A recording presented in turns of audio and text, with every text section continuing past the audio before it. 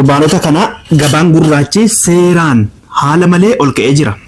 Baankiin ammoo gabaa gurraacha durii qaqqabatee jira. Karaa hawaalaa karaa baankiin isin barsiisa har'aa. Obboleewwan kiyyaa torbaan kana erga saffisaan karaan baankii maallaqni doolaarri baay'inaan kan deemaa jiru yoo ta'u, gabaan gurraachi immoo baay'ee dabalee jira. Biyyoota akka Saudi Arabiyaa, Dubaayii, Kuweetii fi Yuuroo kanneen biroos adda baasee isinii hima maallaqni gabaan gurraachi baay'ee dabalee jira. Kana jecha namoonni karaa YouTube kiyyaatiin hordoftanu waan kana haaraa isiniifan gaafide subscribe godha, like godha. Video kiyya hin dagatina subscribe like na jajjabeessa yoo subscribe gootan hordoftotan baay'ifadha yoo like gootan immoo video kiyya nama hedduu bira gahuu danda'a. Kanaafi karaa baankii jalqaba irratti isiniif hima sababa doolaarri dabale torbaan kana doolaarri dabaleef jecha kanneen akka tikkeettii qodaa zayitii fi kanneen biroo hedduutu dabale. Kana keessas immoo karaan hawaalaan biyyima ijoolleen keenya maallaqa ergataa turtanii baay'ee ol ka'ee jira. Kanaafuu cufa saayyuu adda baaseen isinii hima. Kan baankii dura isinii himeen ka'a. Kanneen baankiin ergachuu feetanillee hin danda'ama. Garuu kan hawaalaatu caala malee. Yeroo baankiin dhaqee kan bakka gabaa gurraacha durii qaqqabatu kan gabaa gurraacha yookaan kan duraan kan intanaa immoo baay'ee dabalee jira. Kanaaf baankiin daldala Itoophiyaa Agoostii 2tti guyyaa 2 jechuudha. Kaleessa malee dhengeddatti har'a waan dabalee malee kaleessa guyyaa 2 amma kan inni irra jiru doolaarri Ameerikaa 83.94 halaalaa ofirra qaba. Kan jirritti gurguran immoo 85.60 wahitti gurguru jechuudha gabaa gurraacha gabaa karaa baankii mootummaatiin. Dubaayii immoo kan jarri bitanuun 20 Biri 20 yookaan tuqaa 40 wahii kan jarri gurguran immoo 20.80 wahitti gurguru kan baankii jechuudha.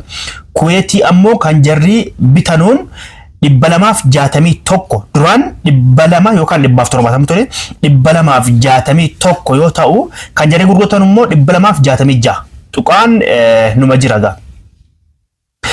Obboleewwan kiyyaa kana fakkaata kan baankii daldala Itoophiyaa yookaan nigdi baankii kan jedhamu jechuudha.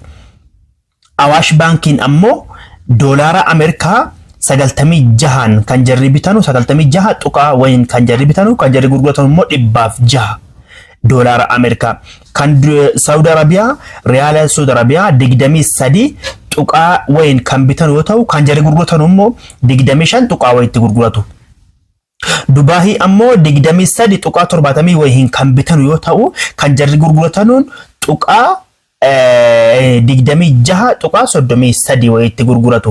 Kanaadaa 62 bitanii 69 itti gurguratu. Akkasuma biyyoonni akka Yuuroo Awurooppaan jira Yuuroo 100 wayiin bitu 115 itti gurguratu. Kan Awaash baankii kan irra jiru jechuudha.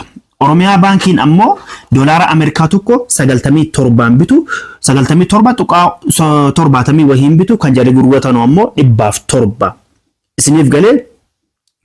Dubaayii 22 bitu kan 22.07 bitu kan jarri gurguratan ammoo 24 haga tuqaa 28 waa ofirraa qaba. Tuqaa beekaan irra isiniif darbaa jira akka sa'aatiin isinitti hin dheeranneefi. Saudi Arabiyaan ammoo Riyaalli Saudi Arabiyaa 21 bitu tuqaa 21.60 wayiin bitu kan jarri gurguratan 23.77 bitu jechuudha. Obboleewwan kiyya isinii galaa jira jedhee yaada. Abbayi baankiin ammoo doolaara Ameerikaa 90 bitu 200 itti gurguratu. Dubaayii 24 bitu asitti immoo kan Dubaayii ol kaa'adha jechuudha. Hawaalaa miti. Karaa baankiitiinis ergachuun kan inni danda'amu 24 bitu kan Dubaayii 24 bitu garuu 28 itti gurguratu. Isiniif gala jedhee yaada. Saudi Arabiyaa 24 bitu 27 itti gurguratu. Akkasuma Yuuroo 98 bitu 112 itti gurguratu. Obboleewwan kiyyaa karaan baankii kana fakkaata. Ammallee haga har'aatti baankiin waan dabale natti hin fakkaatu kanarra jira. Duraanii Kan duraa yoo ilaallu Saudi Arabiyaan riyaala 31tti faa gurguratu 29 faadha 31 yeroo hedduu Dubaahiinis akkas ture har'a garuu karaa baankiitiin dhaqee achi qaqqabee jira jechuudha. Doolaarri 116tti gurguramaa ture dhibbaaf hawaala karaan gabaa gurraachaa 116 ture hamma garuu kunis immoo achi qaqqabee jira jechuudha.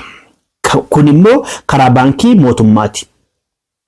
Ishi yoo gara biraa deebine immoo Kuwait yeroo gabaa gurraachaan amma kan inni irra jiru har'i guyyaa 4 kan inni irra jiru gabaa gurraachaan 438.45 Kuwaitiin jechuudha. Meeqa ture gaafa kan isin dabarsee ture 300 wayi ture garuu amma immoo karaa mootummaatiin 200 wayi amma gabaan gurraachi 438 gabaa gurraacha jechuudha maallaqni Kuwait. Itti aansuudhaan ammoo Dubaahiin 133.78 amma garuu dheengadda kana irra jiru immoo 31 dhiifama doolaara kun doolaarri 116 kan ture 133.78 kan dheengadda 116 qayyaraa ture amma 133 gale jechuudha doolaarri isin gala jedhee yaada doolaarri Ameerikaa 133 tuqaa wayi ofirraa qaba hammas dabalaatuma jira saffisaan dheengadda 116 ture jechuudha obboleewwan kiyya. Riyaalli Saa'udii tokko karaa gabaa gurraachaa yookaan black market kan jedhamuun 31 yoo turu gabaa gurraachaan yookaan hawaalaadhaan 31 kan ture amma 33.63 galee jira. Har'a jechuudha 35 namoonni biyya Saa'udiidhaaf maallaqa ergatan of eeggannoo godhaa yeroo ammaa kanatti ammallee dabalaa jira. Yoo Itoophiyaa keessaa doolaarri gad deebiin alatti ammallee dabalaa jira 31 kan ture yookaan 30 ture riyaalli Saa'udii 30 ture amma garuu 35 galee jira. Riyaalli Saa'udii Arabiyaa jechuudha. Itti aansuudhaan ammoo Dubaahiin 31 yeroo baay'ee 31 irra jira ture amma garuu 36.44 halaala 44 qaba ofirraa kan 31 yeroo baay'ee karaa gabaa gurraachaatiin 31 ergatamaa ture amma garuu 36 galee jira. Namoonni ergatan ammas kanas of eeggannoo godhaati yeroo maallaqni dabalaa jirutti akkuma dabaletti ergatan isin maaltu dhibe jechuudha obboleewwan kiyya. Kana fakkaata karaan gabaa gurraachaa doolaarri Ameerikaa 133 ture Kuwaitiin garuu 438 tuqaa ofirraayyuu qaba. Dubaahiin 31 kan ture 36 galee. Saawudiin 30 kan ture 35 galee. Egaa yoo sa'aatiin gahee kan Kuwaitillee kan Dubaahii biyyoota hedduu kan hafan isiniifan hima. Sababa kanaaf jecha bakka hedduutti maallaqni dabalaa jira. Sababni isaas baankii tuyyi akkas yeroo 158 irra ture baankiin 158 irra ture karaan doolaarii tokko jechuudha. 158 ka'eeti har'a kana hunda qaqqabe akka gabaa gurraachaa ta'e jechuudha.